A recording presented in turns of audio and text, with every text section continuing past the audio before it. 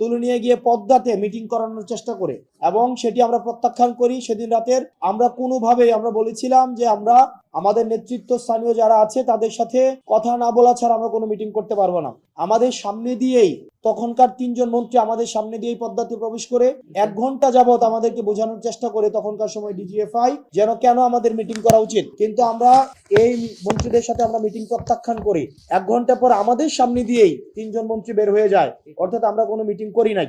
ওই দিন রাতেই মিটিং করাতে ব্যর্থ হয়ে আমাদেরকে মৎস্য ভবনের সামনে সেফ হাউসে, মৎস্য ভবন এবং আন্তর্জাতিক মাতৃভাষা ইনস্টিটিউটের মাঝে একটা ঘর আছে, বাইরে থেকে সেটাকে পরিত্যক্ত মনে হয়, বাইরে থেকে মনে হয় যে এটা পরিত্যক্ত, কিন্তু ভিতরে আধুনিক ব্যবস্থাপনা সবই রয়েছে, যেটাকে আইন শৃঙ্খলা রক্ষাকারী বাহিনীদের ভাষায়, এজেন্সির ভাষায় যেটাকে সেফ হাউস নামে ডাকা হয়। সেখানে আমাদের সারা রাত ভোর ব্যাপী আমাদেরকে জিজ্ঞাসাবাদ করা হয়, আমাদেরকে চাপ প্রয়োগ করা হয়, পরিবারকে জিম্মি করা হয়, যার যা স্থানীয়ভাবে ছাত্রলীগ দিয়ে পরিবারকে হেনস্থা করা হয়, এবং আমাদেরকে মিটিং এর জন্য আমরা বসি সেটির জন্য আমাদের চাপ প্রয়োগ করা হয়। সেদিন সকালে এসে আমাদের এজেন্সির একজন আমাদেরকে হুমকি দেয় যে আমরা যেন মিটিং করে সারা দেশের সামনে আমরা যেন বলি যে আমরা আন্দোলন প্রত্যাহার করে নিয়েছি, তাহলে আমাদের লাইফ সেটেল করে দিবে, বিদেশে আমাদের লাইফ সেটেল করে দিবে। এই বিষয়গুলো আমাদেরকে বলেন।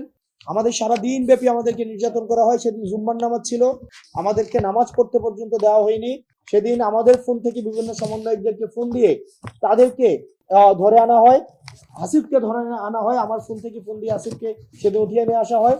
দুঃখজনক বিষয় হচ্ছে সেদিন আমাদের সামনে বসে আমরা দেখতে পাচ্ছিলাম এজেন্সিগুলো টিভি চ্যানেলগুলোকে কিভাবে নিয়ন্ত্রণ করছিল। বিশেষ করে আমি বারবার শুরু থেকেই আমাদের নিরলস যে সাংবাদিক ভাইয়েরা বস্তুনিষ্ঠ সংবাদ প্রচার করার জন্য সংগ্রাম করে যাচ্ছে, নিরলস ভাবে চেষ্টা করে যাচ্ছেন, কিন্তু তাদের মধ্যে কিছু সুবিধাভোগী আওয়ামী পাচাটা কিছু সাংবাদিক ছিল, তাদের যোগসাজশে আমরা দেখছিলাম বিশেষ করে 71 টেলিভিশন, সময় টেলিভিশন এবং ডিবিসি, এই 3টি টেলিভিশনকে কিভাবে নিয়ন্ত্রণ করছিল আমাদের সামনে বসেই এজেন্সিগুলো তাদের প্রচারিত খবরকে পরিবর্তন করে দিচ্ছিলেন, তাদের মতো করে খবর প্রচার করছিলেন এবং তাদেরকে নির্দেশনা দিচ্ছিলেন।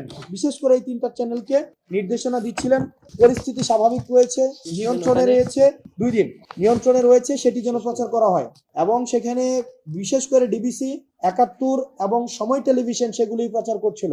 সেদিন রাতে আমাদেরকে আবার বাধ্য করা হয় আমাদেরকে রাষ্ট্রীয় অতিথি ভবনে যেতে, যেটি সারা বাংলাদেশ দেখেছি যে আমরা রাষ্ট্রীয় অতিথি ভবনে গিয়েছি, কিন্তু এর আগের 1.5 দিন আমাদের উপর দিয়ে কি গিয়েছে সেটি সারা বাংলাদেশকে জানার কোনো সুযোগ দেওয়া হয়নি।